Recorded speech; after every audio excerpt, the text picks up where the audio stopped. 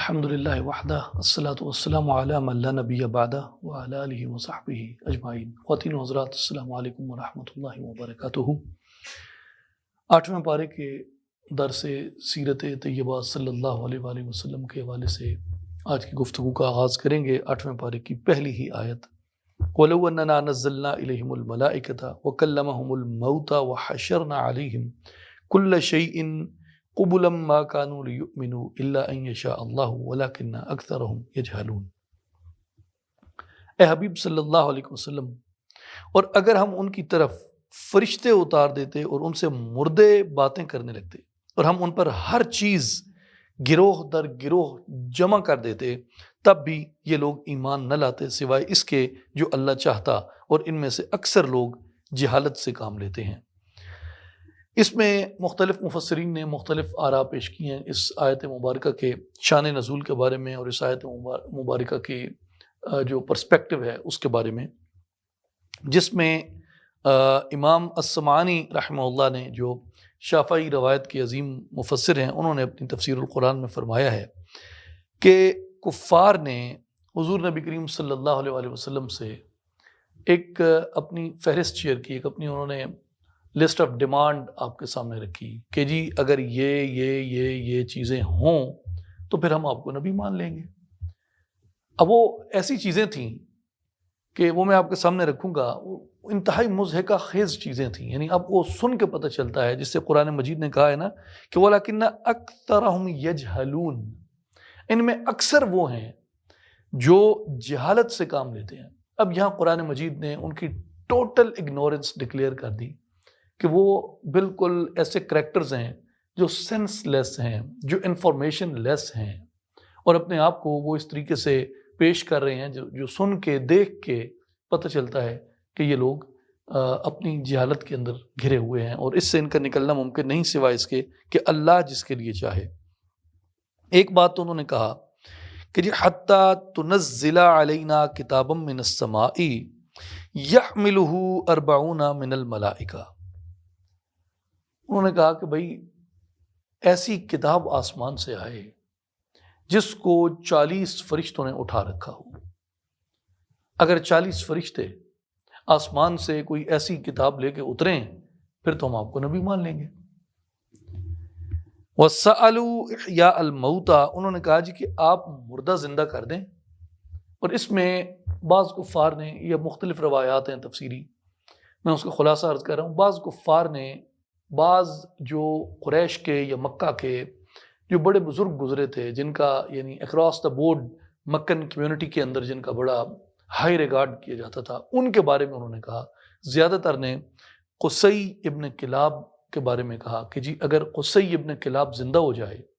اور وہ آ کے آپ کی نبوت کی گواہی دے دے، آپ کی رسالت کی گواہی دے دے، اور وہ آ کے قصی ابن کلاب جہاں دفن ہے وہ اپنے مقام مدفن سے اٹھ کے ہمیں بول دیں کہ بھائی اسے نبی مان لو، تو ہم اس کو نبی مان لیں گے۔ ایک شرط کیا تھی کہ 40 فرشتے آسمان سے کتاب لے کے اتریں، اور دوسری شرط کیا تھی کہ مردے جو ہیں وہ ہم سے باتیں کرنے لگ جائیں۔ تو حتی نشہد لک بالنبوۃ، تو پھر ہم آپ کی نبوت کی جو ہے وہ گواہی دے دیں گے، کہ مان لیں گے کہ ٹھیک ہے بھائی آپ سچے نبی ہیں۔ اس وقت قرآن مجید میں اللہ تبارک و تعالیٰ نے اس آیت مبارکہ کو نازل فرمایا۔ 8ویں پارے کی پہلی آیت سورہ الانعام کی آیت نمبر 111، کہ اگر ہم فرشتے اتار دیتے، مردے بھی باتیں کرنے لگ جاتے، اور ہم ہر چیز گروہ در گروہ ان کے سامنے جمع کر دیتے، تب بھی یہ لوگ ایمان نہ لاتے سوائے اس کے کہ اللہ کسی کے لیے چاہے۔ اور اس کی وجہ کیا ہے؟ اس کی وجہ یہ ہے کہ اکثرہم یجہلون، ان میں سے جو اکثریت ہے وہ جہالت کے اندر گری پڑی ہے، کہ یہ نشانیاں آ بھی جائیں، یہ ان نشانیوں کو دیکھ کر بھی انکار کر دیں گے۔ ظاہر ہے جس نے انکار کرنا ہوتا ہے وہ نشانی دیکھ کر بھی انکار ہی کر دیتا ہے، جس طریقے سے نمرود نے ساری نشانیاں دیکھ لی تھی، جس طریقے سے فرعون نے ساری نشانیاں دیکھ لی تھیں، اور اہل مکہ سے کچھ پوشیدہ نہیں تھا۔ وہ جو نشانیاں طلب کرتے تھے نا، بنیادی طور پہ وہ اپنے حسد کے باعث اس طرح کرتے تھے کہ ہمیں کہیں سچ مچ میں نبی کو ماننا نہ پڑ جائے اور ہمارے پاس کوئی ایکسکیوز نہیں رہے گا۔ حالانکہ نشانیاں ان کے پاس موجود تھیں، سارا کچھ علم جو تھا وہ ان کے پاس جمع ہو چکا تھا، مگر کیا چیز تھی جو ان کو رسول صلی اللہ علیہ وآلہ وسلم کی نبوت پہ ایمان لانے سے روکے رکھتی تھی؟ وہ ان کے اندر کا حسد تھا، ان کا بغض تھا اور ان کی جہالت تھی۔ دوستو یہ گفتگو تو ہم سیرت پاک صلی اللہ علیہ وآلہ وسلم کے حوالے سے کر رہے ہیں۔ ایک کانٹمپریری میں اس میں چھوٹا سا ایک نقطہ آپ کو عرض کرتا ہوں، یہ میرا باعث نہیں ہے، یہ ایک ایکیڈیمک ڈیبیٹ کے طور پہ میں آپ سے عرض کر رہا ہوں۔ آپ اس سے اگر اختلاف کرتے ہیں تو بالکل آپ اس سے اختلاف کر سکتے ہیں، لیکن میرا یہ ایک کانٹمپریری ایکسپیرینس ہے کہ بہت سے لوگ، آپ کانٹمپریری ٹائم میں بھی یہ دیکھیں گے کہ جس طریقے سے کفار نے ایک لسٹ آف ڈیمانڈز پیش کی کہ جی 40 فرشتے اتریں، وہ کتاب لے کے آئیں، آپ مردوں کو زندہ کریں، قصی ابن کلاب کو زندہ کریں، کسی نے کہا ہمارے فلاں بڑے کو زندہ کریں،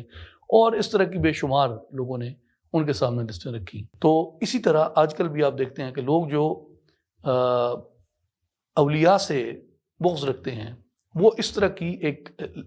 لسٹ آف ڈیمانڈز لے کے پھرتے ہیں کہ جی یہ فلاں فلاں فلاں فلاں چیزیں اگر ہو جائیں تو پھر ہم دیکھیں گے۔ اگر یہ سب کچھ کفار کے سامنے ظاہر ہو جاتا، قرآن کہہ رہا ہے وہ لوگ پھر بھی آپ صلی اللہ علیہ وآلہ وسلم کی نبوت پہ ایمان نہیں لائیں گے، اس لیے کہ ان کے دلوں پہ مہر لگ چکی ہے، وہ نبوت کو ماننے کے لائق نہیں ہیں، اپنے آپ کو انہوں نے اس جیسا بنایا نہیں ہے کہ فیضان نبوت سے وہ مالا مال ہو سکے۔ کس وجہ سے؟ بغض اور حسد کی وجہ سے۔ تو یہ جو بعض کرامات کا حوالہ بنا کے آج کل لوگ کہتے ہیں کہ جی یہ پرانے وقتوں میں تو شاید تھا یا نہیں تھا، اور یہ تھا اور وہ تھا، اور یہ جھوٹی باتیں، اور آج ان چیزوں کو ظاہر کیا جائے، یہ ایسے لوگ ہیں کہ آج اگر ان کے سامنے ظاہر ہو بھی جائیں یہ پھر بھی اس کا انکار کر دیں گے۔ تو یہ مماثلت ہے نبوت کا انکار کرنے والوں میں اور ولایت کا انکار کرنے والوں میں۔ اور اگر آپ 8ویں پارے کا آغاز جہاں پہ ہوا، اس میں اللہ تبارک و تعالیٰ نے جیسے فرمایا کہ اگر یہ تمام مطلوبہ معجزات ان کو مہیا کر بھی دیے جائیں یہ پھر بھی اس سے انکار کر دیں گے۔ اور اسی سے آپ اگر 2 آیات پیچھے آ جائیں، یعنی سورہ الانعام کی آیت نمبر 109 جو 7واں پارے کا آلموسٹ اینڈ بنتا ہے، اس میں اللہ تبارک و تعالیٰ نے اسی حوالے سے ایک بات فرمائی ہے، وَأَقْسَمُوا بِاللَّهِ جَهْدَ أَيْمَانِهِمْ لَإِنْ جَاءَتْهُمْ آيَةٌ لَيُؤْمِنُنَّ بِهَا قُلْ إِنَّمَا الْآيَاتُ عِنْدَ اللَّهِ وَمَا يُشْعِرُكُمْ أَنَّهَا إِذَا جَاءَتْ لَا يُؤْمِنُونَ۔ وہ بڑی تاکید سے حلف اٹھاتے ہیں، اللہ کی قسمیں کھاتے ہیں، وَأَقْسَمُوا بِاللَّهِ، اللہ کی قسمیں کھاتے ہیں، کیا کہ ان کے پاس اگر کوئی کھلی نشانی آ جائے تو وہ ضرور ایمان لے آئیں گے، کوئی کھلی نشانی آ جائے تو وہ ضرور ایمان لے آئیں گے۔ ان سے کہہ دو نشانیاں تو صرف اللہ ہی کے پاس ہیں۔ اور اے مسلمانوں، وما یشعرکم، تمہیں کیا خبر اس بات کی، انا اذا جاءت لا یؤمنون، تمہیں نہیں خبر اس بات کی، اللہ جانتا ہے نشانیاں آ بھی گئیں یہ پھر بھی انکار ہی کریں گے، یہ پھر بھی جھٹلائیں گے ہی۔ کیوں کہ یہ ہیں ہی جھٹلانے والے۔ اس کی وجہ کیا ہے؟ اس کی وجہ ان کے اندر کا بغض ہے، اس کی وجہ ان کا حسد ہے، اس کی وجہ ان کا کینہ ہے، اس کی وجہ ان کے دلوں پہ اللہ کی طرف سے مہر لگ جانا ہے، اور اس کی وجہ ان کا جہالت ہے، اگنورنس ہے۔ آگے آئیے سورہ الانعام آیت نمبر 114۔ ایک اللہ تعالیٰ نے بڑی کمال ایک حقانیت حضور نبی کریم صلی اللہ علیہ وآلہ وسلم پہ اور نبوت محمدی صلی اللہ علیہ وآلہ وسلم پہ ایک اور کمال استدلال فرمایا ہے، اور یہ ہم پہلے قرآن مجید سے یہ پڑھ چکے ہیں، مگر یہاں اللہ تعالیٰ نے اسے ایک انداز دیگر ارشاد فرمایا، اور یہ خوبصورتی ہے قرآن کی۔ آفغیر اللہ ابتغی حکما وہو الذی انزل الیکم الکتاب مفصلا والذین آتیناہم الکتاب یعلمون انہ منزل من ربک بالحق فلا تکونن من الممترین۔ بڑا خوبصورت یہ حصہ ہے 8ویں پارے کا اور سورہ انعام کا، آیت نمبر 114۔ فرما دیجئے افغیر اللہ ابتغی حکما، کیا میں اللہ کے علاوہ کسی اور کو حاکم اور فیصلہ کرنے والا تلاش کروں، حالانکہ وہ اللہ ہی ہے جس نے تمہاری طرف مفصل کتاب نازل فرمائی، واضح نشانیوں کے ساتھ، ہر ایک چیز کو کھول کھول کے بیان کرتی ہوئی۔ اور وہ لوگ جن کو ہم نے کتاب دی، والذین آتیناہم الکتاب، جن کو ہم نے کتابیں دی ہیں، جن کو ہم نے کتاب دی ہے اس سے پہلے بھی، یعلمون وہ یہ جانتے ہیں، انہ منزل من ربک بالحق انہیں پتہ ہے اس بات کا یہ اللہ کی طرف سے حق کے ساتھ نازل ہونے والی وحی ہے، برحق طور پہ اتاری گئی ایک چیز ہے۔ فلا تکونن من الممترین، اے حبیب صلی اللہ علیہ وسلم آپ اس بات کا شک کرنے والوں میں، یہ گمان کرنے والوں میں نہ ہوں کہ یہ لوگ قرآن کا وحی ہونا جانتے ہی نہیں ہیں، یہ بالکل قرآن کا وحی ہونا جانتے ہیں، اور انہیں اس بات کی اچھی طرح خبر ہے۔ اس کے دلائل اللہ نے دو دیے کہ انہیں کیسے خبر ہے کہ قرآن جو ہے یہ اللہ کی کتاب ہے۔ پہلی دلیل یہ دی وَهُوَ الَّذِي أَنزَلَ إِلَيْكُمُ الْكِتَابَ مُفَصَّلًا، اللہ نے اس کتاب کو کھول کھول کے بیان کر دیا۔ کوئی بھی آدمی اس کتاب کو پڑھے، وہ پڑھ کے گواہی دے گا کہ یہ بشر کا کلام نہیں ہے، یہ انسان کا کلام نہیں ہے، اور کفار خود اس بات کی گواہی دیتے تھے۔ بالکل یہ جو آج کل ایک نکتہ پچھلی گفتگو میں میرے ذہن میں آیا تھا تو وہ اتفاق سے نکل گیا، وہ جدھر بات ہو رہی تھی کہ یہ ابھی بھی کہتے ہیں، ایک شک پھیلاتے ہیں کہ جی ہم قرآن پہ ریسرچ کر رہے ہیں کہ یہ ورڈ آف گاڈ ہے یا نہیں ہے۔ بہرحال سب کا ایک ایمفسس اس وقت تک جتنا بھی نان مسلم اکیڈیمیا ہے وہ یہی کہتا ہے کہ جی یہ ورڈ آف گاڈ نہیں ہے۔ میں یہ کہتا ہوں کہ اس طرح کے بددیانت لوگوں سے مکہ کے کفار بہتر تھے۔ ہاں، مکہ کے کفار اس طرح کے خائن لوگوں سے بہتر تھے۔ اس کی وجہ یہ ہے کہ مکہ کے بڑے بڑے سرداروں نے جو بدر میں مارے گئے، جو بدر میں قتل ہوئے، جو بدر میں واسر جہنم ہوئے، جب وہ حضور نبی کریم صلی اللہ علیہ وسلم سے قرآن سنتے تھے وہ یہ گواہی دیتے تھے کہ یہ بشر کا کلام نہیں ہے، بشر ایسی باتیں نہیں کر سکتا، یہ اللہ کی کتاب ہے۔ وہ یہ مانتے تھے، یہ گواہی دیتے تھے۔ 1 2 3 4 نہیں، بے شمار ایسے واقعات ہیں، اور بڑے بڑے سرداران مکہ کے اپنے اپنے مقام پہ شان نزول کے اعتبار سے ہم انہیں بیان کریں گے، لیکن وہ مورلی یا تو شاید ان سے بہتر لوگ تھے۔ بہرحال وہ کفار تھے، اور میں اس حق میں نہیں ہوں کہ جن لوگوں نے نبی صلی اللہ علیہ وسلم کی دشمنی کی، میں کسی طرح کی بھی ان کی کوئی ایسی بات کروں جو ان کے حق میں بہتر ہو۔ جو اتنے رسوا لوگ تھے کہ نبی کو، پیغمبر کو سامنے دیکھ کے نہیں پہچان سکے، ان اندھوں کی کیا بات کی جائے، ان نابینوں کی کیا بات کی جائے، ان بدبختوں کی کیا بات کی جائے، مگر مورل سٹینڈرڈز کے اعتبار سے جہاں وہ یہ معمولی سا بھی کنفیس کرتے ہیں نا کہ یہ بشر کا کلام نہیں ہے، میں انہیں ان لوگوں سے زیادہ آنیسٹ سمجھتا ہوں جو قرآن کے کلام الہی ہونے پہ شک کرتے ہیں۔ اس کی ایک جسٹیفیکیشن بھی بنتی ہے کہ شاید یہ لوگ عربی نہیں جانتے، شاید یہ لوگ عربی نہیں جانتے، مگر ان میں سے بہت سے ایسے ہیں جو بہت اچھی عربی جانتے ہیں، ایسی بات نہیں ہے۔ بہرحال وہ ایک الگ موضوع ہے۔ تو قرآن کو جو بھی پڑھتا ہے نا، اسے کتاب مفصلہ، سب کچھ اس میں کھول کھول کے بیان کر دیا گیا ہے، اور جو قرآن پڑھتا ہے، قرآن اپنے وحی ہونے کی بذات خود گواہی دلواتا ہے اور دیتا ہے۔ تو پہلی دلیل خود قرآن پہ قائم کی کہ قرآن خود اس بات کی گواہی ہے اور وٹنسنگ ہے کہ یہ کلام الہی ہے،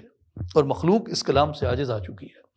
دوسری گواہی کیا دی؟ والذین آتیناہم الکتاب یعلمون انہ منزل من ربک بالحق، یہ وہ لوگ ہیں جنہیں کتابیں دی گئیں،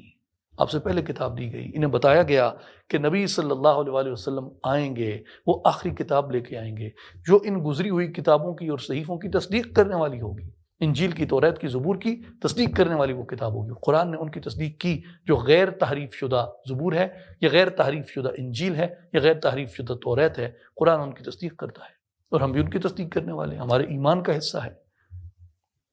جو اللہ کی طرف سے برحق انبیاء پہ برحق کتابیں نازل ہوئیں جو غیر تحریف شدہ ہیں، ہم ان پہ ایمان لاتے ہیں، اور ان پہ ایمان لائے بغیر ہمارا ایمان مکمل نہیں ہوتا، ہم مسلمان کہلانے کے مستحق نہیں رہتے اگر ہم ان کتابوں پہ شک کرتے ہیں، یا ان کتابوں کا اگر ہم انکار کرتے ہیں۔ ان کے پاس وہ ساری نشانیاں موجود تھیں، وہ جانتے تھے کہ یہ کتاب آئے گی۔ انہوں نے قرآن کو سامنے دیکھا، اس سے بھی مکر گئے، جو کہ خود کتاب مفصل ہے، اپنی آپ خود بیان کرتا ہے، سیلف ایکسپلینیٹری ہے، اس سے بھی انکار کر دیا۔ اور جو کچھ ان کے پاس پہلے تھا کتابوں میں، اس سے بھی انہوں نے انکار کر دیا۔ اب پھر کہتے ہیں گواہی دو کہ تم نبی ہو۔ گواہی دو کہ یہ اللہ کا کلام ہے، گواہی دو کہ یہ اللہ کی کتاب ہے۔ اب یہاں قرآن مجید نے ایک بڑا کمال ایکسپریشن استعمال کیا اس آیت مبارکہ 114 کے آغاز میں، کہا افغیر اللہ ابتغی حکما۔ اے حبیب ان سے کہیے نا کہ کیا اب میں اللہ کے علاوہ کوئی اور فیصلہ کرنے والا لے کے آؤں تمہارے اور میرے درمیان؟ یہ وہ مضمون آ رہا ہے، وَكَفَّى بِاللَّهِ شَهِيدًا۔ اے حبیب آپ انہیں کہہ دیجئے کہ میری یعنی محمد الرسول اللہ صلی اللہ علیہ وآلہ وسلم کی گواہی کے لیے اللہ کافی ہے۔ تم جیسے جھوٹوں انکار کرنے والوں کی گواہی کی مجھے ضرورت ہی نہیں ہے، اور ایمان لاتے ہو تو اپنا ہی فائدہ ہوگا تمہارا، ایمان لاتے ہو تو تمہارا اپنا فائدہ ہوگا۔ اگر نہیں ایمان لاتے، نہ اللہ پہ کوئی بوجھ ہے اس بات کا، نہ نبی صلی اللہ علیہ وسلم پہ کوئی بوجھ ہے اس بات کا، نہ تم ایمان لا کے اللہ پہ احسان کرتے ہو، نہ رسول صلی اللہ علیہ وسلم پہ احسان کرتے ہو، حتیٰ کہ تم اپنی ہی جانوں پر احسان کرتے ہو، اللہ کو ایک مان کے اور رسول صلی اللہ علیہ وآلہ وسلم کو نبی آخر الزمان مان کے۔ اس لیے اللہ تبارک و تعالیٰ نے یہ ایک کمال مقام بیان فرمایا ہے، افغیر اللہ ابتغی حکما۔ حبیب اللہ کے علاوہ کون فیصلہ کرے گا اس کا؟ اللہ ہی فیصلہ کرنے والا ہے۔ کل مانیں گے قیامت میں اگر مان گیا تو آج لے ان کی پناہ، آج مدد مانگ ان سے۔ تو اس لیے آج حضور پہ ایمان لانے کی ضرورت ہے، حضور سے اس وابستگی کی ضرورت ہے۔ اور وہ لوگ جو حضور نبی کریم صلی اللہ علیہ وآلہ وسلم کے پیغام سے، حضور کے لائے ہوئے دین سے وابستہ نہیں ہیں، اس کتاب سے وابستہ نہیں ہیں، انہیں اس حکمت سے، اس کی اپنی نشانیوں سے اور ان کی کتب میں جو نشانیاں ہیں ان سے انہیں بتانے کی ضرورت ہے۔ اس لیے ایک گفتگو میں جہاں یہ بات ہوئی تھی کہ اخرجت للناس، تم لوگوں کے لیے نکالے گئے ہو، تو ہمارے جو نوجوان ہیں، وہ ہمارے بیٹے ہوں، بیٹیاں ہوں، بھائی ہوں، بہنیں ہوں، جو قرآن کو پھیلانا ہے، آگے پیش کرنا ہے، یہ صرف مولویوں کی، اسکالرز کی ذمہ داری نہیں ہے، یہ ہر مسلمان کی ذمہ داری ہے۔ اخرجت للناس، لوگوں کے لیے نکالے گئے ہو۔ اور کون نکالا گیا ہے؟ یہ پوری امت نکالی گئی ہے۔ فَلْتَكُمْ خَيْرَ امت، خیر امت جب اسے کہا تو یہ امت کے کندھوں پہ ذمہ داری ہے کہ جو نوجوان ہیں وہ اپنے وقت کا بہترین مصرف، بہترین استعمال، بہترین اپنے وقت کی جو یوزج ہے وہ قرآن کے لیے کریں، وہ رسول صلی اللہ علیہ وآلہ وسلم کے پیغام کے لیے کریں۔ صرف ایک سٹیٹس، دو سٹیٹس، چار باتیں کرنے سے نہیں، بلکہ ایک مسلسل یہ ڈور ناکنگ ہوتی ہے، دروازہ کھٹکھٹانا ہوتا ہے۔ کبھی ضمیر کے دروازے پہ دستک دینی ہوتی ہے، کبھی عقل کے دروازے پہ دستک دینی ہوتی ہے، کبھی علم کے دروازے پہ دستک دینی ہوتی ہے، کبھی کامن سینس کے دروازے پہ دستک دینی ہوتی ہے۔ ہر طرح کی دستک دی جاتی ہے۔ دیکھیں نا نبی صلی اللہ علیہ وآلہ وسلم کتنے طریقوں سے آپ لوگوں کو جو اسلام کی طرف نہیں تھے انہیں بلاتے تھے اپنی طرف۔ تو یہ ہر طرح سے لوگوں کو بلانا ہے، اور خاص کر ان لوگوں کو جو قرآن کی حقانیت سے، اسلام کی حقانیت سے واقف نہیں ہے۔ آگے آئیے سورہ الانعام آیت نمبر 122۔ اَوَمَنْ كَانَ مَيْتًا فَأَحْيَيْنَاهُ وَجَعَلْنَا لَهُ نُورًا يَمْشِي بِهِ فِي النَّاسِ كَمَنْ مَثَلُهُ فِي الظُّلُمَاتِ لَيْسَ بِخَارِجٍ مِّنْهَا كَذَلِكَ زُيِّنَ لِلْكَافِرِينَ مَا كَانُوا يَعْمَلُونَ۔ بھلا وہ شخص جو پہلے مردہ تھا، پھر ہم نے اسے زندہ کیا اور ہم نے اس کے لیے نور پیدا فرما دیا، اور اس کے ذریعے لوگوں میں چلتا ہے۔ اس شخص کی مانند کیسے ہو سکتا ہے جس کا حال یہ ہو کہ وہ اندھیروں میں گرا پڑا ہے اور ان اندھیروں سے نکل ہی نہیں سکتا۔ اس طرح کافروں کے لیے ان کے وہ اعمال خوش نما دکھائے جاتے ہیں جو وہ انجام دیتے رہتے ہیں۔ آیت کا میں مفہوم عرض کر دیتا ہوں کہ اَوَمَنْ كَانَ مَيْتًا فَأَحْيَيْنَاهُ، ایک شخص جو مردہ تھا۔ اب یہاں مردہ سے مراد جو ہے وہ دو باتیں ہیں۔ ایک تو یہ کہ انسان کی جو تخلیق ہے، وہ جس وقت انسان پیدا ہونا شروع ہوتا ہے اس عالم کی طرف اشارہ کیا ہے، جسے قرآن مجید میں کئی مراحل میں بیان کیا گیا ہے، تاکہ یہاں تک بھی کہا گیا ہے کہ یہ کوئی قابل ذکر شے ہی نہیں تھا۔ ایک اشارہ اس کا اس طرف ہے۔ دوسرا اشارہ اس کا اس طرف کیا گیا ہے کہ یہاں میتن سے مراد بدن کی موت نہیں ہے، یہاں میتن سے مراد اسلام سے دور ہونا، یا ابھی تک ایمان کی گواہی نہ دینا ہے، یعنی جو ڈکلیریشن آف فیتھ ہے نا، ابھی تک یہ نہ کرنا ہے کہ اشہد اللہ الہ الا اللہ و اشہد ان محمدن عبدہ و رسولہ، یہ کنفیشن اور اس کا ڈکلیریشن نہ کرنا، یہ ایسا کرنے والا کون ہے؟ اسے کہا میتن۔ تو اب یہاں اس آیت سے مراد کیا ہے کہ وہ شخص جو مردہ تھا، یعنی ابھی تک اس نے اپنے فیتھ کو ڈکلیئر نہیں کیا تھا، اوپنلی اس نے اعلان نہیں کیا تھا کہ میں مسلمان ہوں، فَأَحْيَيْنَاهُ، پھر ہم نے اس کو زندہ کر دیا، یعنی مراد کیا ہے کہ ہم نے اس کو ایمان کی دولت سے مالا مال کر دیا، اس کے دل کو اللہ کی طرف اور رسول صلی اللہ علیہ وسلم کی طرف راغب کر دیا۔ اب یہاں یہ نقطہ پیدا ہوتا ہے کہ رسول اور اللہ کی طرف رغبت زندگی ہے، اور اللہ اور رسول سے غفلت موت ہے۔ تو اس کے دل کو ہم نے اللہ اور رسول اللہ کی طرف راغب کر دیا، تو اب وہ کیا ہو گیا؟ فَأَحْيَيْنَاهُ، وہ زندہ ہو گیا، وَجَعَلْنَاهُ لَهُ نُورًا، اور ہم نے اس کے لیے ایک نور پیدا فرما دیا۔ اب یہاں اس سے کئی باتیں مراد ہو سکتی ہیں، مگر ظاہری جو اس کا مطلب ہے وہ یہی کہ اس کے لیے ہم نے نور ایمان مقرر کر دیا، نور ہدایت مقرر کر دیا۔ مگر جب یہ بات عارفین بیان کرتے ہیں، اور خاص طور پہ جب یہ کسی خاص صحابی کے کانٹیکسٹ میں آتی ہے، تو وہ کہتے ہیں کہ اس سے مراد یہ ہے کہ اللہ تبارک و تعالیٰ نے ان کے دل پر معرفت نور مصطفیٰ کو روشن کر دیا، اور نور مصطفیٰ یعنی جو illumination of that purified soul اور that illuminated soul of Prophet صلی اللہ علیہ وآلہ وسلم ہے، اس کا ہم نے ان کو فہم دے دیا، اس کی انڈرسٹینڈنگ دے دی، اس کی وٹنسنگ دے دی، اور اس کی جو وٹنسنگ ہے وہ ایک نور کے ذریعے ہوتی ہے۔ اس نور کو نور ولایت کہتے ہیں، اس نور کو نور فقر کہتے ہیں، جو فقر محمدی ہے، جو حضور علیہ الصلوۃ والسلام کے سینہ مبارک سے، یعنی from one pure chest, from one big mirror to many other mirrors that spreads that light which is coming from that big sun۔ یعنی آپ آسمان میں دیکھتے ہیں نا، سورج ہے، سورج کے سامنے ایک بڑا آئینہ رکھ دیتے ہیں، اس آئینے کے سامنے ہزاروں آئینے رکھ دیتے ہیں، تو وہ ایک شیشے کی جو روشنی ہے وہ ریفلیکٹ کرتی ہے ہزاروں روشنیوں کے اندر، مگر نور کہاں سے آ رہا ہے؟ نور آسمان سے آ رہا ہے۔ تو حضور علیہ الصلوۃ والسلام کی جو مثال ہے وہ اس بڑے آئینے کی ہے جو اس شمس جہاں کے سامنے پڑا ہے، جو اس نور، بڑے نور کے سامنے ہے، جو اس جہان کو روشن کیے ہوئے ہے۔ تو حضور علیہ الصلوۃ والسلام میں وہ نور ریفلیکٹ ہوتا ہے، اور حضور علیہ الصلوۃ والسلام سے وہ ہزاروں کروڑوں آئینوں میں ریفلیکٹ ہوتا ہے۔ جب وہ نور وہاں ریفلیکٹ ہوتا ہے نا، ان آئینوں میں یہ صلاحیت پیدا ہو جاتی ہے، وہ اس بڑے آئینے کا ادراک کرنے لگ جاتے ہیں، اس کو سمجھنے لگ جاتے ہیں۔ تو یہاں کیا کہا؟ وَجَعَلْنَا لَهُ نُورًا يَمْشِي بِهِ فِي النَّاسِ، اب وہ نور اس کے اندر پیدا ہو گیا، یعنی اس نور کی جو روشنی تھی اس کے اپنے اندر پیدا ہو گئی، اس نے اس روشنی سے اس آئینے کو پہچان لیا، اس شیشے کو پہچان لیا۔ اب کیا ہوا؟ یمشی بہ فی الناس، اب وہ لوگوں کے اندر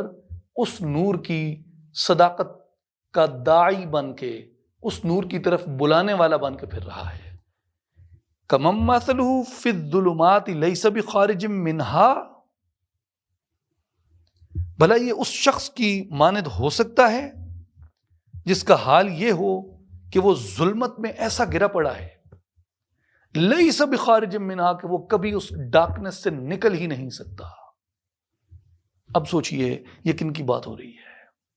اس پہ مختلف اقوال جو ہیں لوگوں نے کیے ہیں، لیکن اس میں ایک قول جو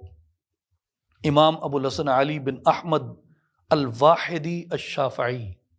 جو شافعیت ہماری ٹریڈیشن ہے اہل سنہ کی، اس کے بہت بڑے امام تھے، اور نیشا پور ایران سے ان کا تعلق تھا، انہوں نے اس پہ مختلف اقوال دیگر مفسرین نے بھی لکھے ہیں، جو میں پیش کر رہا ہوں وہ امام واحدی نیشا پوری الشافعی رحمہ اللہ کا ہے۔ انہوں نے کہا کہ اس آیت میں دو لوگ مراد ہیں۔ اول مراد، یعنی جو پہلا جس کی طرف اس میں اشارہ ہے، وہ حضرت سید الشہداء عم رسول حضرت امیر حمزہ رضی اللہ تعالیٰ عنہ کا ہے، اور دوسرے شخص جس کا اس میں اشارہ ہے کہ جو ظلمت میں گرا پڑا ہے اور اس سے کبھی نہیں نکل سکتا، وہ اشارہ ابو جہل کی طرف ہے۔ اور یہ اس وقت کی بات ہے کہ جب ابھی حضرت سیدنا امیر حمزہ سید الشہداء رضی اللہ تعالیٰ عنہ آپ نے ابھی ڈکلیریشن آف فیتھ نہیں دیا تھا، خاموش تھے، جانتے تھے سب کچھ۔ حمزہ سے بڑھ کے کون جانتا تھا رسول اللہ کو؟ حکمتیں تھیں اس زمانے کی۔ حضرت امیر حمزہ رضی اللہ تعالیٰ عنہ نے ابھی ڈکلیئر نہیں کیا تھا، اور ایک دن واپس آئے تو ان کو مکہ میں یہ خبر ملی کہ اسے کئی انداز میں اہل سیر نے، یعنی جن لوگوں نے سیرت لکھی ہے رسول صلی اللہ علیہ وسلم کی، انہوں نے اسے بیان کیا ہے۔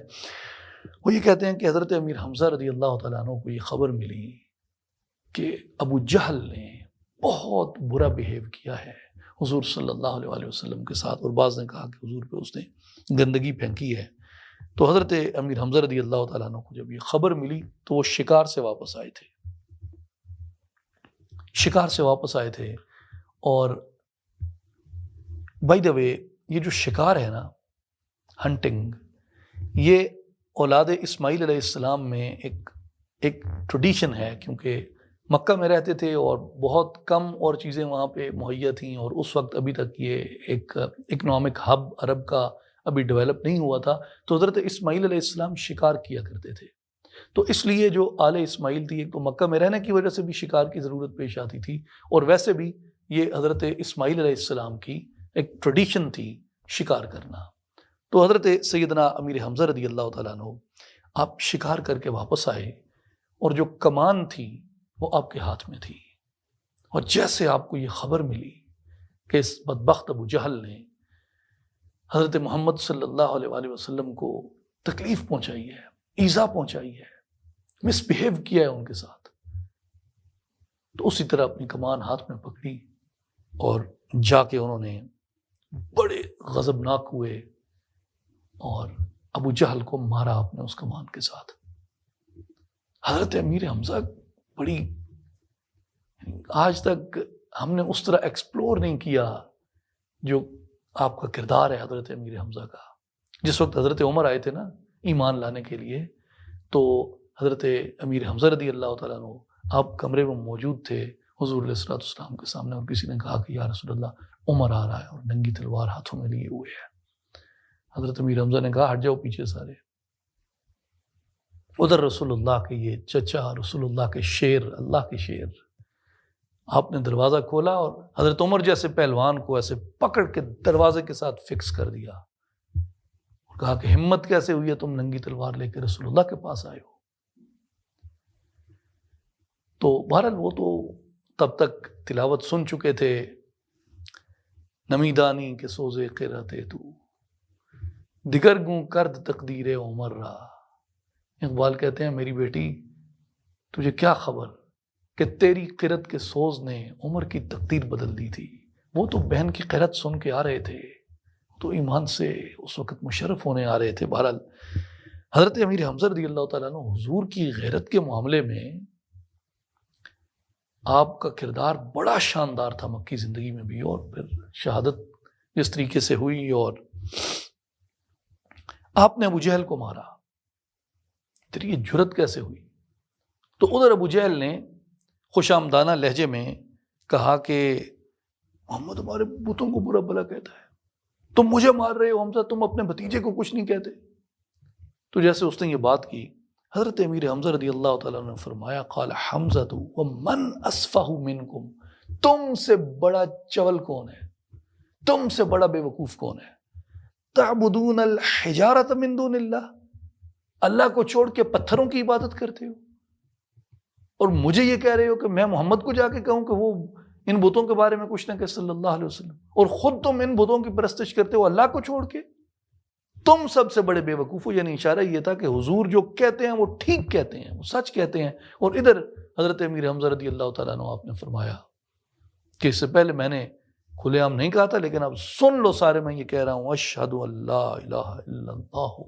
وحدہ لا شریک لہ واشہد ان محمدا عبدہ ورسولہ۔ جب حضرت امیر حمزہ رضی اللہ تعالیٰ عنہ نے یہ فرمایا تو یہاں پہ قرآن مجید کی یہ آیت اتری، آو من کان میتن فاحییناہ وجعلنا لہ نورا یمشی بہ فی الناس،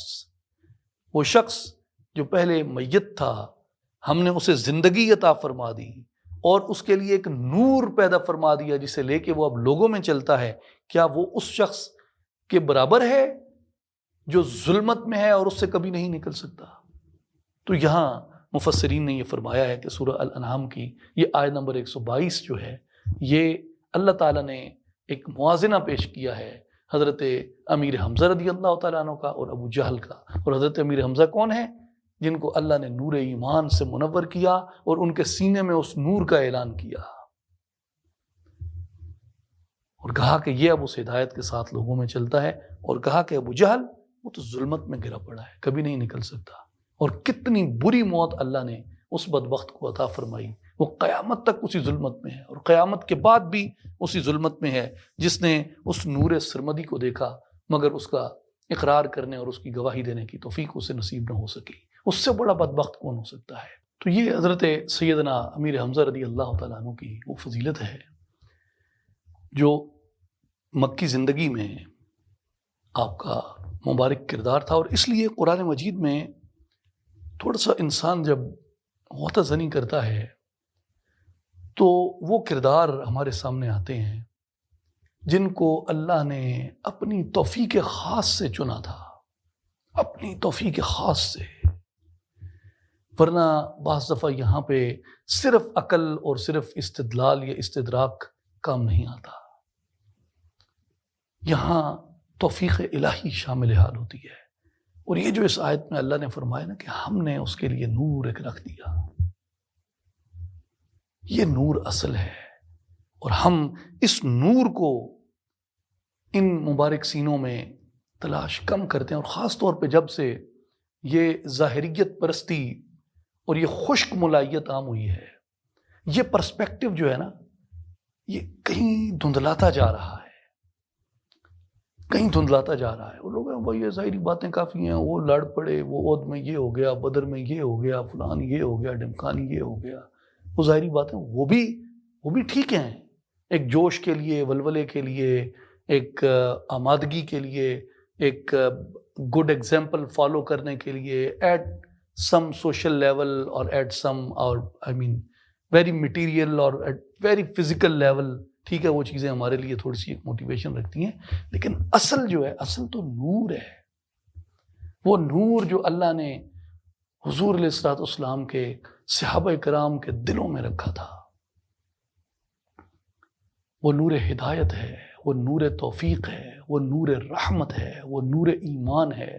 وہ نور یقین ہے، وہ نور فیض ہے، وہ نور فقر ہے، وہ نور ہے جو ان کی کل قوت تھا، جو ان کا کل اثاثہ تھا، جو انہیں اس بات سے بے خوف بے غم کر دیتا تھا کہ دنیا کی ساری طاقت بھی سامنے کھڑی ہو، اللہ ان کے لیے روشنیاں کر دیتا تھا، ایسے جہاں کے وہ شہادتوں کو سینے سے لگانے والے لوگ، حضور کے لیے سب کچھ تن من دھن قربان کرنے والے لوگ، سرداریاں چھوڑ کے نکلنے والے لوگ، اپنی زندگی بھر کا جو فن تھا، یعنی جو وجاہت تھی، جو جمال تھا، جو خطابت تھی، جو فصاحت تھی، جو شکار تھا، جو پہلوانی تھی، جو جنگ و جدال تھا، جو ان کا حرب و ضرب کا فن تھا، جو انہوں نے آرچری یا سورڈ فائٹنگ یا جو کچھ بھی انہوں نے سیکھا تھا، اس کو انہوں نے وقف اسلام کر دیا کہ آج کے بعد یہ سب کچھ اسلام کے لیے وقف ہے۔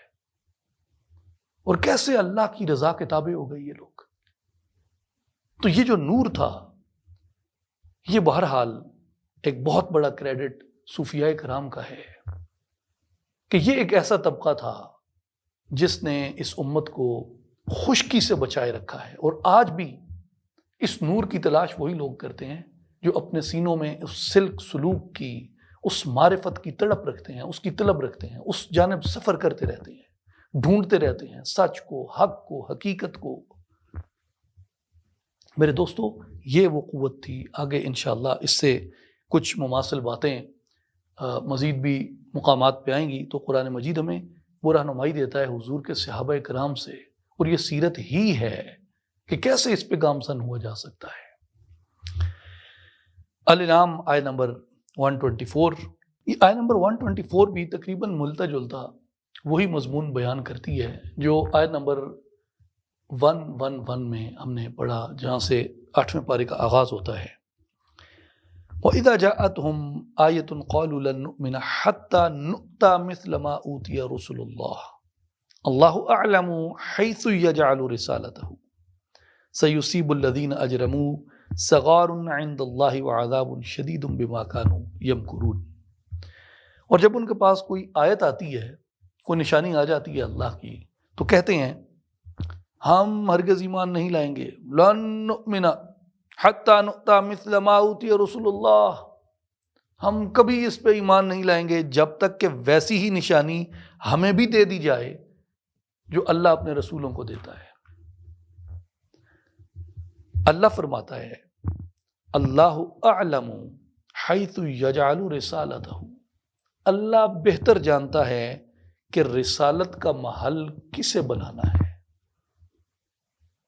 رسالت کسے عطا کرنی ہے، اللہ بہتر جانتا ہے. اب یہ لوگ مانگتے پھرتے ہیں، آیت آتی ہے آیت کو جھٹلاتے ہیں، نشانی آتی ہے نشانی کا انکار کرتے ہیں، سائنز آتے ہیں اینڈ دے نیگیٹ اٹ. تو کہا کہ یہ لوگ ہیں جو کہتے ہیں کہ بھائی ہم تب مانیں گے جب رسولوں کی طرح کی ہمیں بھی چیزیں مل جائیں. تو فرمایا نہیں، اللہ اعلم، اللہ بہتر جانتا ہے، حیث یجعل رسالتہ، اس نے اپنی رسالت کس سینے میں رکھنی ہے، کس کو اس کام کے لیے منتخب کرنا ہے. اور عنقریب مجرموں کو اللہ کے حضور ذلت رسید ہوگی اور سخت عذاب بھی ملے گا اس وجہ سے کہ وہ مکر کرتے تھے. اس پہ مختلف مفسرین نے بیان کیا. ایک جو کمپریہنسو اس کے اوپر بات کی ہے وہ امام رازی رحمہ اللہ نے کی ہے، تو میں اسی سے اقتباس عرض کرتا ہوں. قال المفسرون قال الولید بن المغیرہ واللہ لو كانت النبوۃ حقا لکنت انا احق بها من محمد فانی اکثر منہ مالا وولدا فنزلت هذه الآیہ. امام فخر الدین رازی رحمہ اللہ بیان کرتے ہیں کہ یہ ولید ابن مغیرہ نے یہ کہا کہ اللہ کی قسم اگر نبوت حق ہے تو میں محمد رسول اللہ صلی اللہ علیہ وسلم سے زیادہ حقدار ہوں نبوت کا. میرے پاس مال بھی زیادہ ہے اور میرے پاس بیٹے بھی زیادہ ہیں، لہٰذا چونکہ مال اور بیٹے میرے پاس زیادہ ہیں تو اس لیے جو ہے وہ میرا حق بنتا ہے اللہ تعالیٰ مجھے نبوت دے. تو اس مقام پہ یہ آیت نازل ہوئی، فنازلت هذه الآیہ. بس اللہ تبارک و تعالیٰ نے اس بات سے انہیں یہ ارشاد فرمایا کہ یہ کہتے ہیں کہ ہمارے پاس ویسی نشانیاں آ جائیں اور یہ اپنے آپ کو آپ سے زیادہ حقدار سمجھتے ہیں. تو فرمایا نہیں، اللہ بہتر جانتا ہے کہ نبوت کسے عطا کرنی ہے. اس پہ امام رازی رحمہ اللہ آگے فرماتے ہیں کہ جان لو اللہ نے ان کفار کی مکاری اور ان کے حسد کے بارے میں بیان کیا کہ جب بھی ان کے سامنے کوئی غالب معجزہ حضور نبی کریم صلی اللہ علیہ وسلم کا ظاہر ہوتا جو حضور کی نبوت مبارکہ کی طرف اشارہ کرتا تھا، تو یہ کہتے تھے جی کہ ہم تو ایمان نہیں لائیں گے جب تک کہ یہ مقام ہمیں نہیں نصیب ہو جاتا. وَهَذَا يَدُلُّ عَلَى نِهَایَةِ حَسَدِهِمْ، اور یہ ان کے شدید حسد کی نشانی تھی. یعنی actually they were jealous of those signs those were revealed by Prophet صلی اللہ علیہ وسلم. تو وہ اس سے انہیں جیلسی تھی. وَأَنَّهُمْ إِنَّمَا بَقَوْا مُصِرِّينَ عَلَى الْكُفْرِ لَا لِطَلَبِ الْحُجَّةِ وَالدَّلَائِلِ بَلْ لِنِهَایَةِ الْحَسَدِ، اور بے شک وہ کفر کے اصرار پر ڈٹے رہتے، دلیل یا حجت کی طلب نہیں تھی. اصل بات یہ تھی کہ ان کے اندر حضور علیہ الصلوۃ والسلام کے بارے میں شدید قسم کا حسد پایا جاتا تھا، اور اس حسد کی وجہ سے وہ حضور علیہ الصلوۃ والسلام کی نبوت پہ طعن کیا کرتے تھے. ورنہ نشانیاں آتی تھیں اور وہ جانتے بھی تھے ان چیزوں کو، لیکن جھٹلاتے تھے. کس وجہ سے؟ اپنے انکار کی وجہ سے، اپنے حسد کی وجہ سے، اور اپنے بغض کی وجہ سے، اور اس کفر کی وجہ سے جو کفر ان کے اندر رکھ دیا گیا تھا. امام راضی مزید کہتے ہیں کہ یہ جو قول ہے لن نؤمن حتی نؤتی مثل ما اؤتی رسول اللہ، اس کے بارے میں دو قول کیے گئے. یعنی ہم ایمان نہیں لائیں گے جب تک کہ رسولوں کی طرح ہمیں بھی یہ چیزیں نہیں مل جاتی. پہلا قول جو مشہور ہے اس کے بارے میں، وہ امام راضی فرماتے ہیں یہ ہے کہ لوگوں کا ارادہ یہ تھا کہ انہیں بھی نبوت مل جائے جیسی کہ نبوت رسول صلی اللہ علیہ وآلہ وسلم کو ملی ہوئی ہے، انہیں حاصل ہے۔ اور وہ یہ چاہتے تھے کہ ہم لوگ پیروکار نہ بنیں بلکہ ہم مطاع بنیں، یعنی مطیع نہ بنیں، مطاع بنیں، یعنی ہم پیروی کرنے والے نہ بنیں، ہم رہنمائی کرنے والے بنیں، کہ راہبری ہمیں مل جائے۔ تو وہ جو ان کا زوم تھا نا کہ ہم راہبری کرنے کے زیادہ قابل ہیں اور یہ جو باقی لوگ ہیں یہ راہبری کرنے کے قابل نہیں ہیں، تو وہ جس بھی وجہ سے تھا، اس کی کئی وجوہات تھیں۔ ان میں ایک بڑی وجہ حسد بھی تھا، مال و دولت بھی تھی، بیٹے بھی تھے، دیگر بھی کئی چیزیں اس میں آ جاتی تھیں۔ تو اس وجہ سے وہ یہ کہتے تھے کہ ہمیں اگر مل جائے نبوت تو وہ زیادہ بہتر ہوگا۔ تو یہ ان کا مکر تھا، ایسے کیسے انہیں مل جاتی۔ تو دوسرا قول جو ہے وہ حضرت حسن بصری رضی اللہ تعالیٰ عنہ کیا ہے، اور حضرت عبداللہ ابن عباس رضی اللہ عنہ سے بھی یہ قول روایت کیا گیا ہے کہ وَإِذَا جَاءَتُمْ آیَةٌ مِّنَ الْقُرْآنِ تَأْمُرُهُمْ بِاتِّبَاعِ النَّبِيِّ، جب ان کے پاس قرآن مجید کی کوئی ایسی آیت آتی جو حضور علیہ الصلوۃ والسلام کی اتباع کا حکم کرتی، تو اس میں وہ یہ کہتے کہ جی ہم ایمان نہیں لائیں گے جب تک کہ ہمیں ویسا نہ دیا جائے جو اللہ نے اپنے رسولوں کو عطا فرمایا ہے۔ تو معنی یہی تھا کہ وہ اپنے حسد اور اپنے مکر کی وجہ سے اس طرح کی باتیں کرتے ہیں اور اس پیغام کو وہ جھٹلاتے ہیں۔ اب اس میں ایک جو اہم نقطہ ہے، اللہ اعلم حیث یجعل رسالتہ، اللہ تعالیٰ خوب جانتا ہے کہ اپنی رسالت کو کہاں رکھے۔ اس میں الہدایہ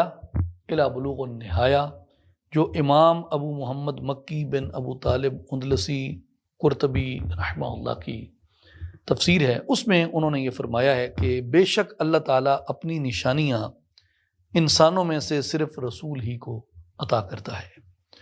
اور تم اے حق سے ہٹنے والو رسول نہیں ہو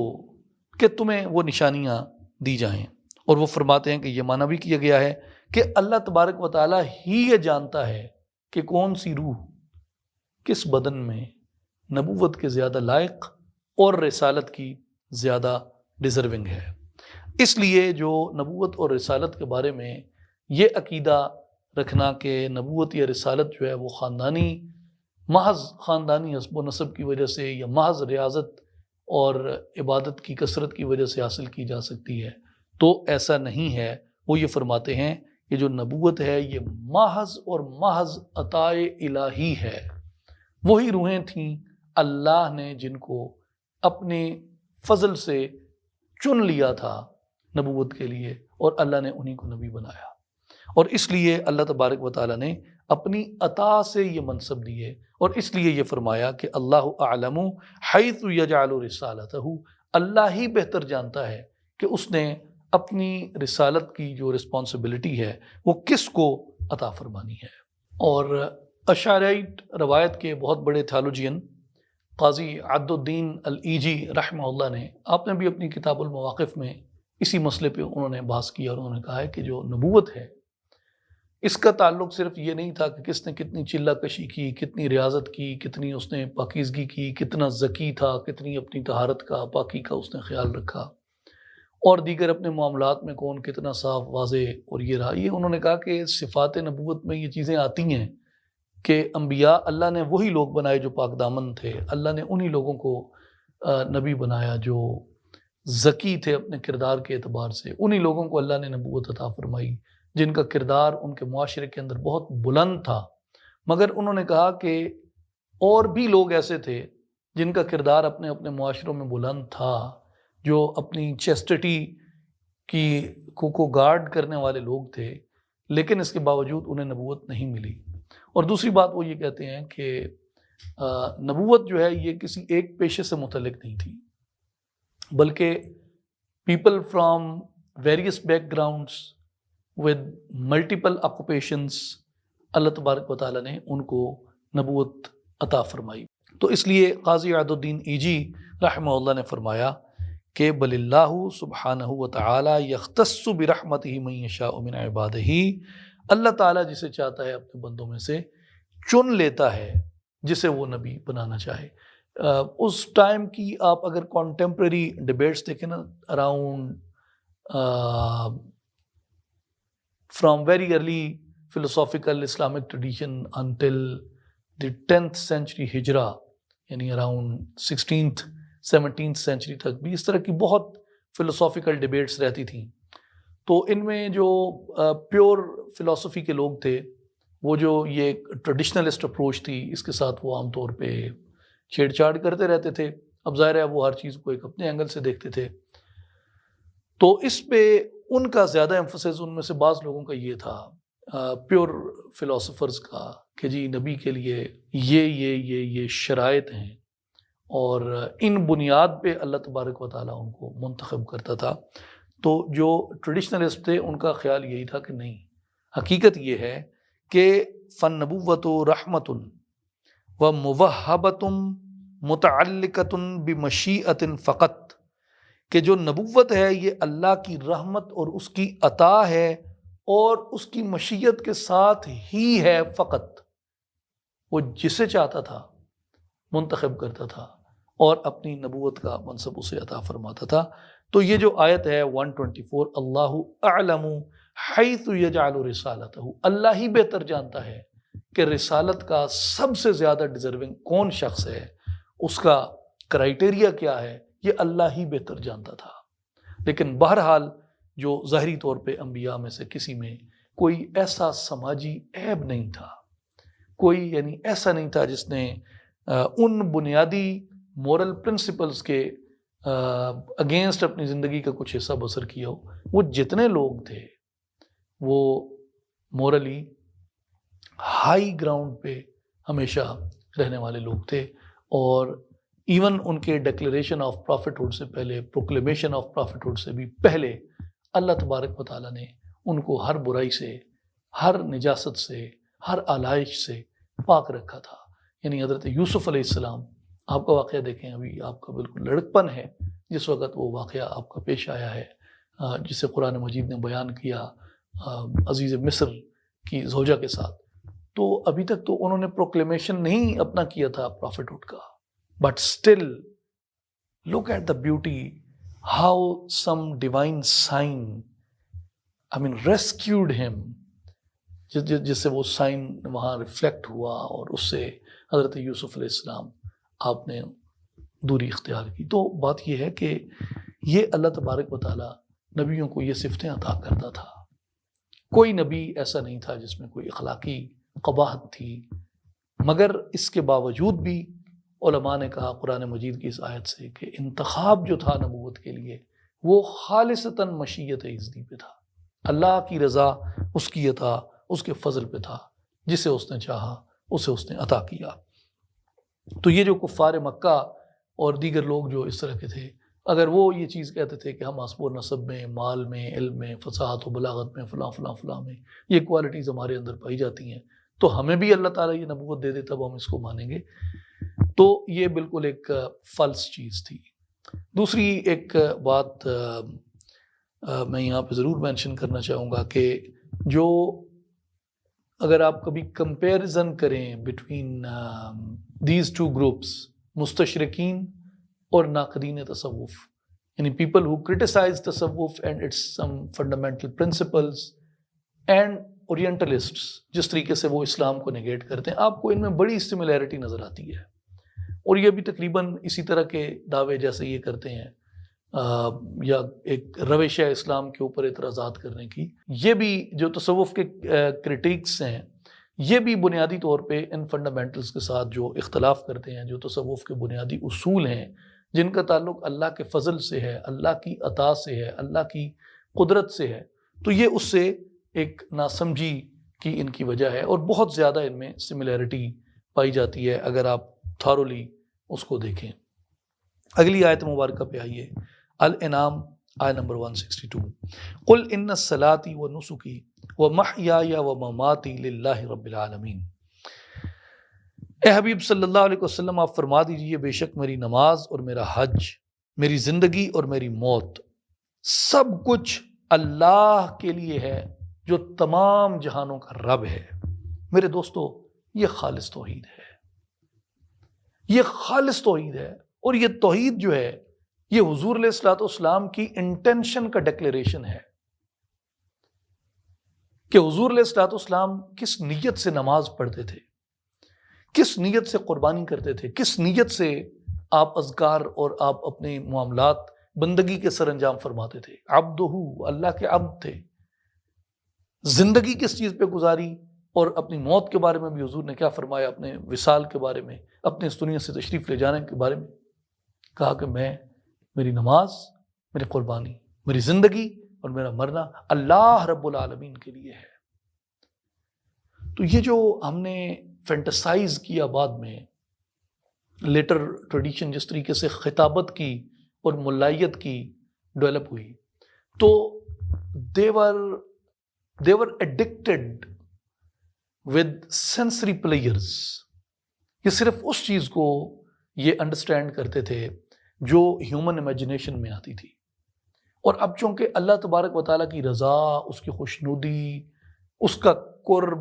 اس کے لیے اپنے آپ کو خالص کرنا، یہ ہیومنلی اس پلیئر کو امیجن کرنے میں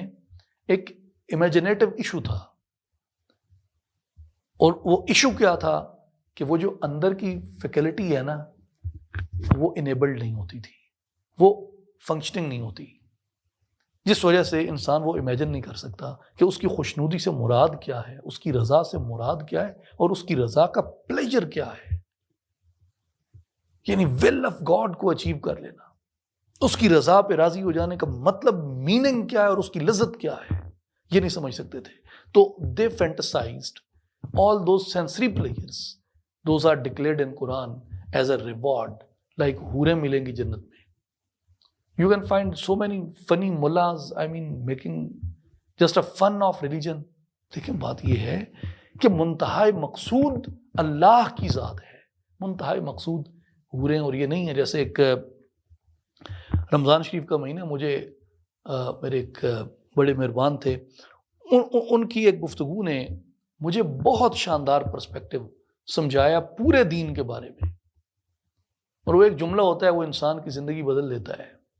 وہ انسان کی سمت جو ہے سوچ کی، بعض دفعہ اکیڈیمکلی، بعض دفعہ عمل میں، بعض دفعہ نیت میں بڑی تبدیلیاں آ جاتی ہیں، ایک جملہ بدل دیتا ہے۔ انہوں نے ایک جملہ کہا اپنی ایک گفتگو میں، انہوں نے کہا جی کہ یہ ہم آج زیادہ اپنے آپ کو الائنڈ فیل کرتے ہیں ان لوگوں کے ساتھ جو قرآن اور سائنس، ریلیجن اور سائنس کو کوریلیٹ کر کے بیان کرتے ہیں۔ تو انہوں نے کہا کہ اس میں there are lot of manipulations which we know, medical میں، میڈیسن میں، سائنسز میں، باقی چیزوں میں مینیپولیشن کس طریقے سے ہو رہی ہے، لابیز کس طریقے سے کام کرتی ہیں، ایجنڈاز کس طریقے سے آتے ہیں۔ اور اس کی گو کہ یہ کووڈ سے پہلے کی بات ہے، لیکن اگر آپ اس کو کووڈ کے تناظر میں دیکھیں تو you can look at the politics, what happened during all these, I mean vaccine politics. یہ کیا بتاتی ہے؟ اس نے پوری گلوبل سسٹم کو ایکسپوز کیا کہ یہ ہیلتھ کے نام پہ اور انسانی صحت کے نام پہ کتنی بڑی پالیٹکس ہے جو دنیا کے اندر ہو رہی ہے۔ تو بہرحال یہ چیزیں ایگزسٹ کرتی ہیں۔ تو انہوں نے کہا کہ جی آج ہم جن اسکالرس کو سنتے ہیں وہ کہتے ہیں کہ روزے کے یہ طبی فوائد ہیں، روزے کے طبی فوائد، روزے کے میڈیکل فوائد۔ اور بائی دا وے ہمارا چونکہ باعث ہے، اور عام لوگ جو اسکالرلی اس لیول پہ انگیج نہیں ہوتے تو وہ اس طرح کی چیزوں کو پڑھتے نہیں ہیں، اور پڑھنا چاہیے بھی نہیں۔ لیکن مغرب میں فاسٹ کے خلاف، رمضان کے خلاف اتنا بڑا پراپیگنڈا ہے، اتنا بڑا پراپیگنڈا ہے جو ہماری سوچ سے بھی بڑا ہے۔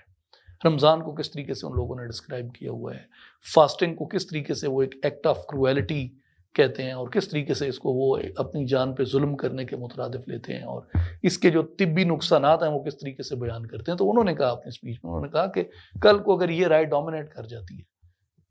میڈیکلی کہ جی روزے کے تو بڑے طبی نقصانات ہیں، تو بعض آراء ہوتی ہیں، اس کے پروز کونز ہوتے ہیں، پازیٹیو نیگیٹیوز ہوتے ہیں، تو ایک رائے ڈومینیٹ کر جاتی ہے، اس کے پیچھے کوئی بھی وجہ ہو سکتی ہے۔ تو انہوں نے کہا کہ اگر روزے کے بارے میں یہ فیکٹ اسٹیبلش ہو جائے کہ جی یہ تو بڑی نقصان دہ چیز ہے، تو کیا پھر سارے مسلمان روزہ ترک کر دیں گے، روزہ چھوڑ دیں گے؟ تو مسلمان کو روزہ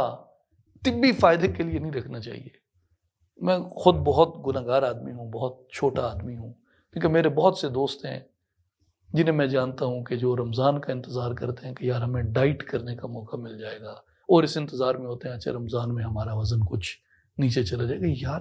رمضان میں روزہ اللہ کے لیے ہے، وزن کم کرنے کے لیے طبی فائدے نقصان سے نکل جائیں آپ۔ یہ جو نفع نقصان ہے نا، یہ خدا سے ہم نے تجارت کی ہے،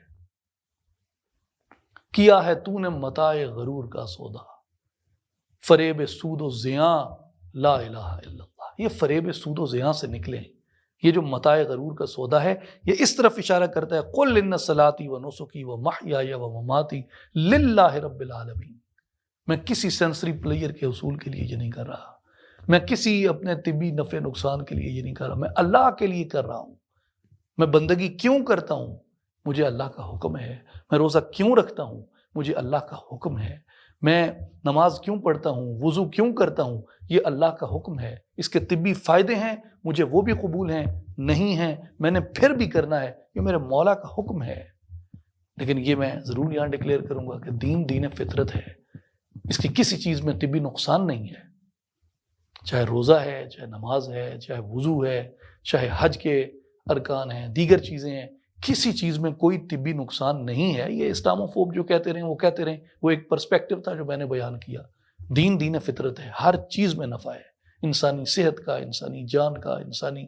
وقار کا، فزیک کا، ہر چیز کا نفع ہے۔ لیکن جب عبادت کرنی ہے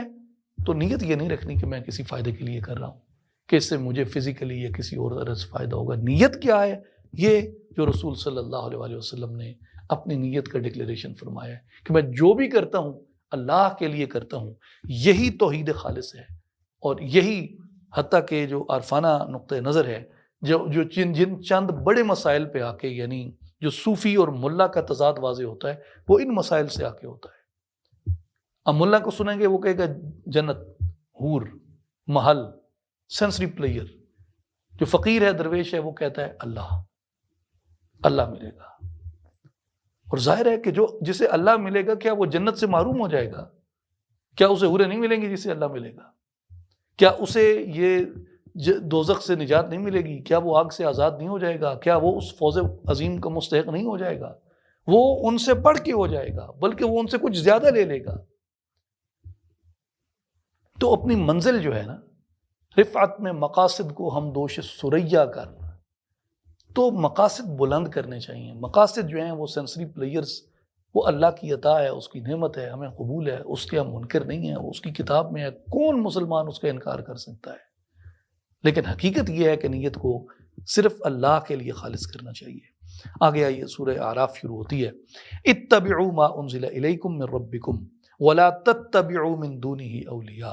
قلیلا ما تذکرون۔ اے لوگو، تم اس کی پیروی کرو جو تمہارے رب کی طرف سے اتارا گیا، اور اس کے غیروں میں سے باطل حاکموں اور دوستوں کے پیچھے مت چلو، تم بہت ہی کم نصیحت قبول کرتے ہو۔ اس آیت مبارکہ میں اللہ تبارک و تعالیٰ نے یہ حکم فرمایا ہے کہ تم اس چیز کی پیروی کرو جو اتاری گئی ہے اللہ کی طرف سے، جسے اللہ کی طرف سے نازل فرمایا گیا۔ تو اللہ کی طرف سے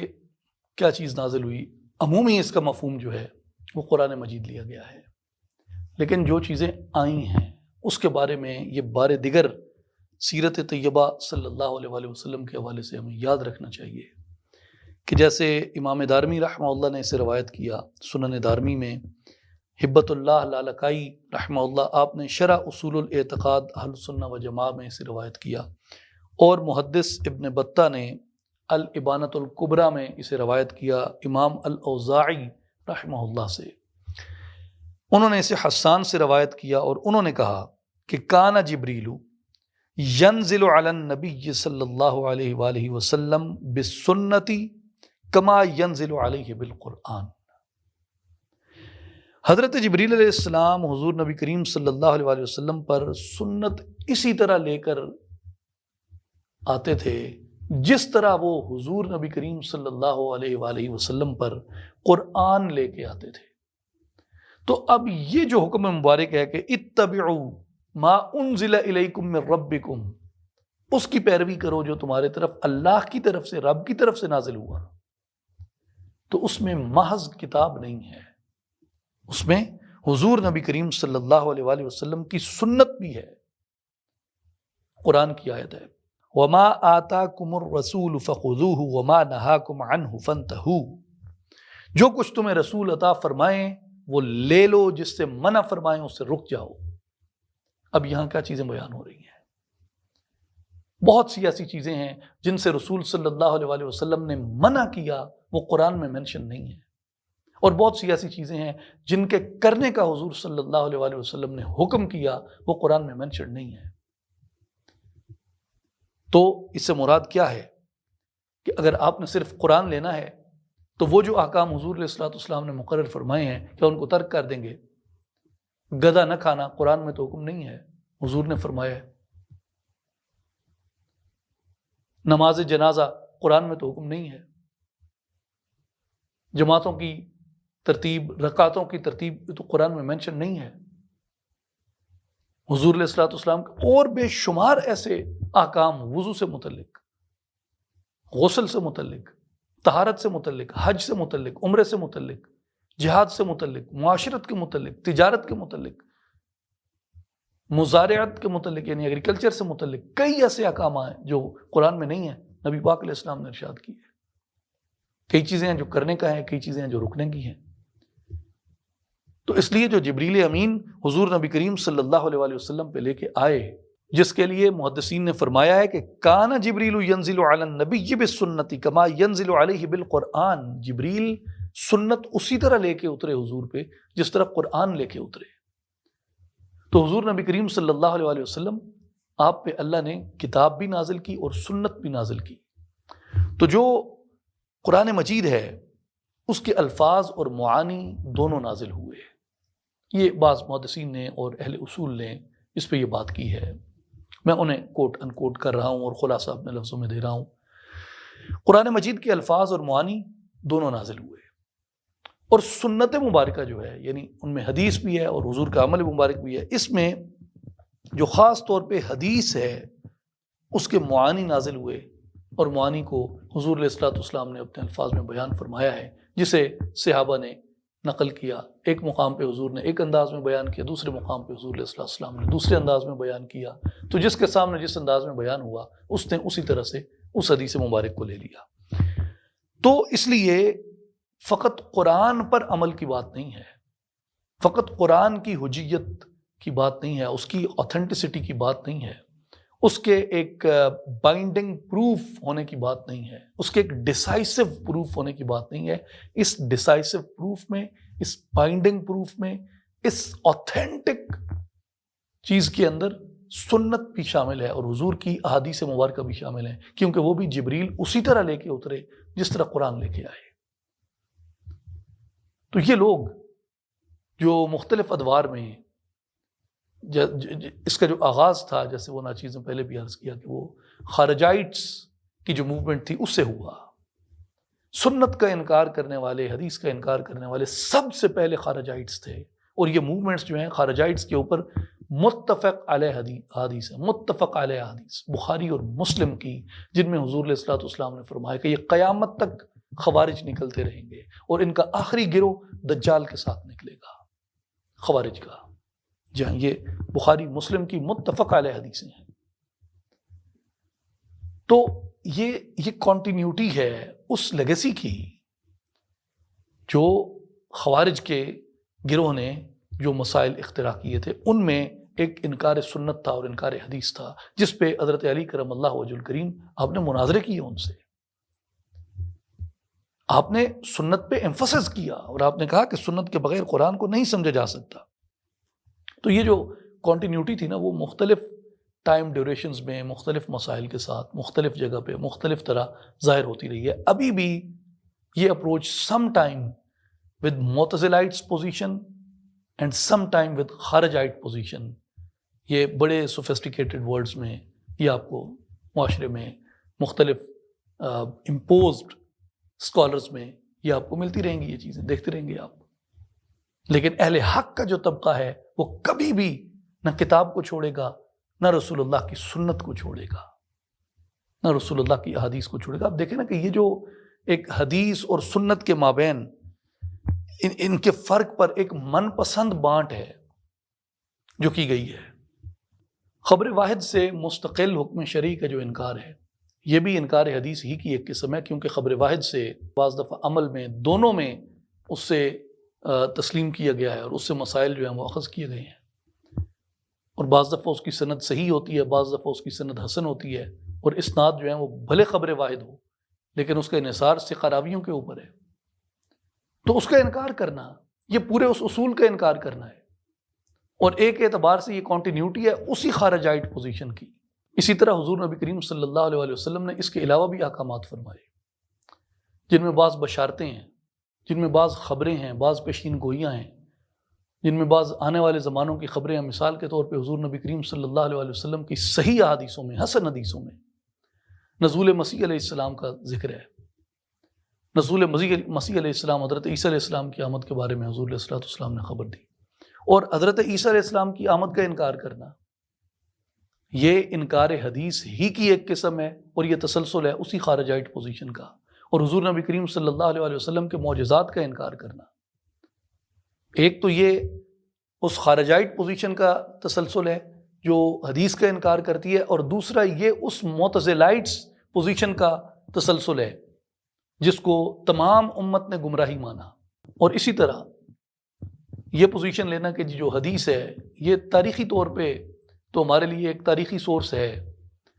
مگر اس کی کوئی فقہی حجیت نہیں ہے، یہ بعض کی فقہی حجیت نہیں ہے، بھلے ان کی سند صحیح یا حسن ہو۔ تو اس کے بارے میں بھی جو یہ پوزیشن ہے یہ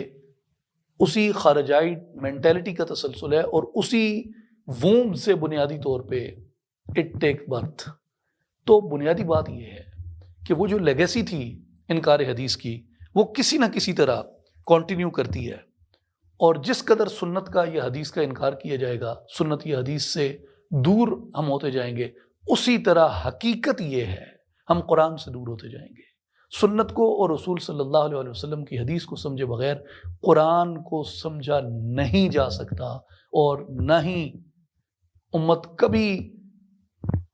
ہدایت کے اوپر گامزن رہ سکتی ہے رسول صلی اللہ علیہ وسلم کی حدیث و سنت کو چھوڑ کے،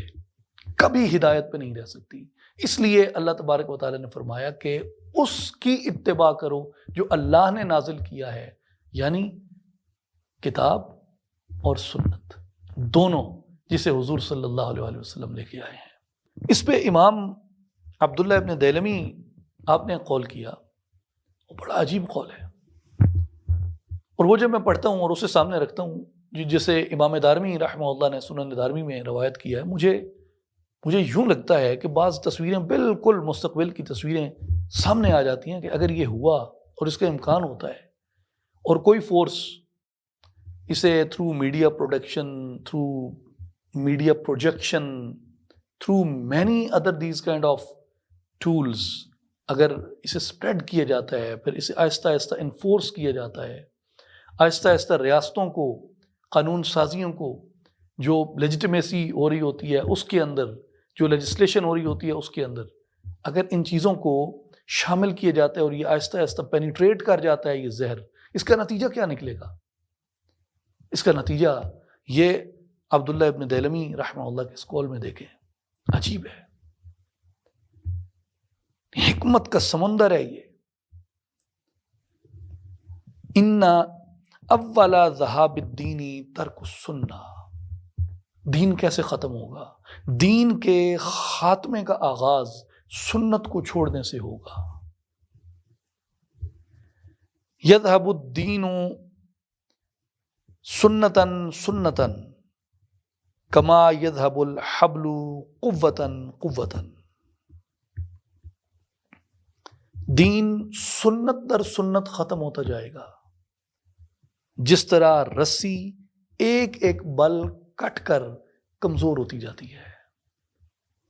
جس طرح رسی کا ایک ایک بل آپس میں جڑا ہوا ہوتا ہے نا، ہر سنت اسی طرح ایک دوسری سنت کے ساتھ جڑی ہوئی ہے۔ آپ اس سلسلے کو ایک جگہ سے کاٹنا شروع کریں گے، یہ سب کچھ کٹتا چلا جائے گا ایک ایک کر کے، بالکل اسی طرح جس طرح جو رسی ہے اس کے بل آپس میں جڑے ہوئے ہوتے ہیں، آپ ایک طرف سے کاٹنا شروع کریں گے وہ ہر طرف سے کھلنا شروع ہو جائے گی۔ تو میرے دوستو، میرے بھائی اور بزرگوں، یہ جو حضور نبی کریم صلی اللہ علیہ وآلہ وسلم کے احادیث اور سنت کو محفوظ کرنا، اسے اپنے لیے ایک محفوظ ایک گھونسلے کی طرح رکھنا، اس کی حفاظت کرنا، دھوپ سے، گرمی سے، بارش سے، ہر چیز سے اس کی حفاظت کرنا، یہ ہمارے اوپر لازم آتا ہے بطور ایک امت کے، بطور ایک قوم کے، بطور ایک نبی کے ماننے والے کے، کیونکہ حضور پہ جو اترا ہے وہ کتاب بھی ہے اور وہ سنت بھی ہے۔ آگے آئیے، آج کی آیات مبارکہ کا انتخاب تو اور بھی بہت کیا جا سکتا تھا اس میں، لیکن وقت کی قلت کے پیش نظر ایک آخری آیت مبارکہ میں عرض کرتا ہوں۔ الاعراف آیت نمبر 43، وَنَزَّعْنَا مَا فِي صُدُورِهِمْ مِنْ غِلٍّ تَجْرِي مِنْ تَحْتِهُمُ الْأَنْهَارُ وَقَالُوا الْحَمْدُ لِلَّهِ الَّذِي هَدَانَا لِهَذَا وَمَا كُنَّا لِنَهْتَدِيَ لَوْلَا أَنْ هَدَانَا اللَّهُ۔ ہم وہ رنجش اور کینہ جو ان کے سینوں میں تھا، یعنی دنیا میں رہتے ہوئے جو رنجش اور کینہ ان کے سینوں میں تھا ایک دوسرے کے لیے، اس کو ہم نکال دیں گے، اور ان کے محلوں کے نیچے نہریں بہتی ہوں گی، اور وہ کہیں گے سب تعریفیں اللہ ہی کے لیے ہیں جس نے ہمیں یہاں تک پہنچا دیا، اور ہم اس مقام تک کبھی نہ آ سکتے اگر اللہ ہمیں ہدایت نہ فرماتا۔ بے شک ہمارے رب کے رسول حق پیغام لائے تھے۔ اس آیت مبارکہ جو الاعراف کی آیت نمبر 43 ہے، اس میں ذرا دوبارہ غور کریں۔ باہمی رنجشیں جو ان کے سینوں میں ایک دوسرے کے لیے تھیں، قیامت کے دن وہ رنجشیں نکال دی جائیں گی، اللہ تبارک و تعالیٰ انہیں ان رنجشوں سے پاک فرما دے گا۔ اس پہ بہت بڑی تعداد میں مفسرین کرام نے، جمال الدین ابو الفرج الجوزی رحمہ اللہ نے، اور خطیب شربینی الشافعی رحمہ اللہ نے، انہوں نے حضرت علی کرم اللہ وجہ الکریم آپ سے روایت کیا کہ آپ نے اسے ان اختلافات کے بارے میں بیان کیا جو حضرت سیدنا عثمان ابن عفان ذو النورین امیر المؤمنین رضی اللہ تعالی عنہ آپ کی شہادت مبارکہ اور اس کے بعد پیش آئے، جو یعنی تنازعات مابین صحابہ ہوئے، صحابہ کرام میں جو اختلافات ہوئے، اس کے بارے میں حضرت علی رضی اللہ تعالیٰ عنہ نے فرمایا کہ انی لارجو ان اکون انا وعثمان وطلحۃ والزبیر من الذین قال اللہ ونزعنا ما فی صدورہم من غل۔ آپ نے فرمایا کہ میں امید کرتا ہوں، انی لارجو میں امید کرتا ہوں، ان اکون انا یعنی میں امید کرتا ہوں کہ میں، حضرت عثمان، حضرت طلحہ، حضرت زبیر، ہم وہ لوگ ہیں جن کے لیے اللہ نے یہ فرمایا ہے کہ قیامت کے دن ان لوگوں کے سینوں سے ایک دوسرے کے بارے میں اگر کوئی ایسی رنجش رہ گئی تھی تو اس رنجش کو نکال کر ان کو جنت میں ایک مقام عطا کیا جائے گا جس میں یہ جمع ہوں گے اور ان کے محلوں کے نیچے نہریں بہتی ہوں گی۔ یہ جو آج کل سوشل میڈیا پہ ایک طوفان گرم ہے، ایک طوفان بپا ہے مشاجرات صحابہ کو لے کے،